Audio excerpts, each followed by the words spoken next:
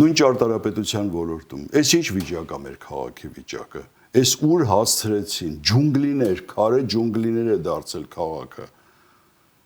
Ես միշտ արցուկները աչքերից հիշում եմ մեր հյուսիսային պողոտան։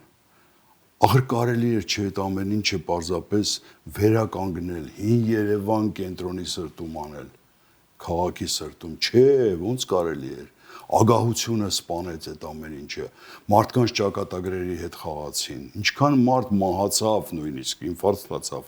այդ շրջանի, որ հարկադիրը գալիս էր եւ խուլիգանավարի հանում էր այնտեղից տներից, նոր ես նայում էի մի տեսանյութ սարսափում էի, հիվանդ մարդուն ոնց էին քաշքշում հանում, դուրս արի ստեղից շուտ արա, քանդում են քո տունը,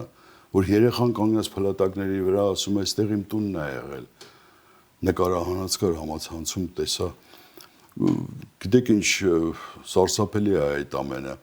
ես շատ եմ սիրում մեր քաղաքը Երևանը, ես ինձ համարում եմ երևանցի օղնուցուծով եւ նվիրված եմ այս քաղաքին,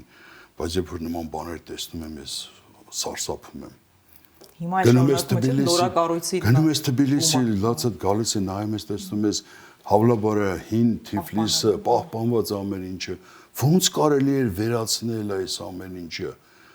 Անցնում եմ այն օրը Բյուզանդի փողոցով, տեսնում քարուքանդ շենքը կանգնած է, շենքի վրա Ներսես Հովհաննիսյանի հուշատախտակը մնացել է մինչև հիմա, տուն, որտեղ ապրել է այդ հզոր կինոռեժիսորը։